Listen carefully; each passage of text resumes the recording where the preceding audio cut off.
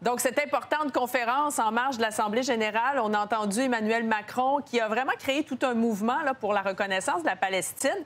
Mais concrètement, ça va changer quoi sur le terrain? Ça reste symbolique, somme toute. Ça reste symbolique, mais des fois, les symboles ont de l'importance. C'est vrai que la France et l'Arabie saoudite ont joué un rôle important qui a emporté l'adhésion à cette idée de plusieurs pays. C'était l'annonce hier au Royaume-Uni de la reconnaissance de la Palestine, du Canada, bien entendu, du Portugal, de l'Australie.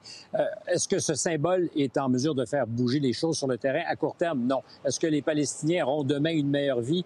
Probablement que non. Mais ça fait très longtemps qu'on dit « nous allons attendre le moment propice ». Or, il ne venait pas et le président Macron a décidé qu'il allait accélérer les choses avec évidemment toute une série de conditions liées. Mais pour l'instant, c'est vrai que c'est très symbolique.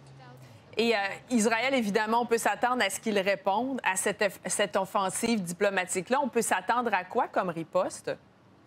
Alors, ça ne se passera pas au cours des prochaines heures. C'est Rosh Hashanah, c'est la nouvelle année chez nos amis juifs en Israël. Donc, pas question de rompre le silence. C'est probablement un peu plus tard cette semaine qu'on aura cette réponse. Moi, j'étais avec l'ambassadeur israélien à Paris, qui est un personnage conséquent dans la diplomatie de l'État hébreu, qui disait il y aura quelque chose. Alors, est-ce que ce quelque chose sera une augmentation des opérations à Gaza ou plutôt du côté de la Cisjordanie? Ce qu'on soupçonne, ça fait longtemps que les Israéliens veulent agir là-dessus, c'est qu'on pourrait, par exemple, rompre le lien de continuité sur le petit territoire déjà étriqué de la Palestine en Cisjordanie entre Jérusalem-Est et le reste de l'espace sous contrôle palestinien.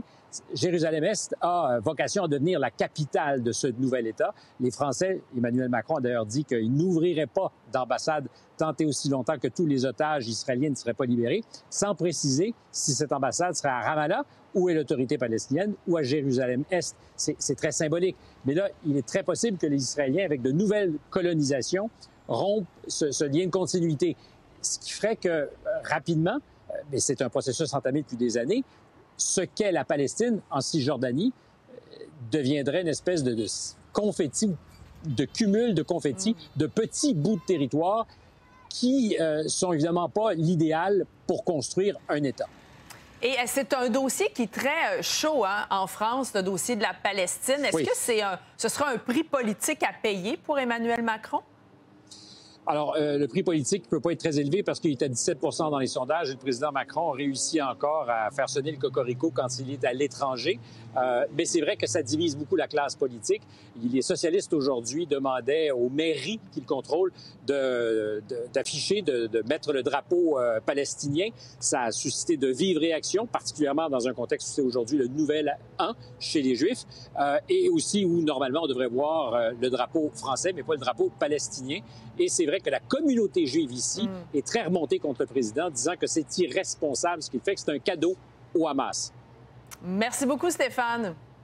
Au plaisir. Salut, Audrey.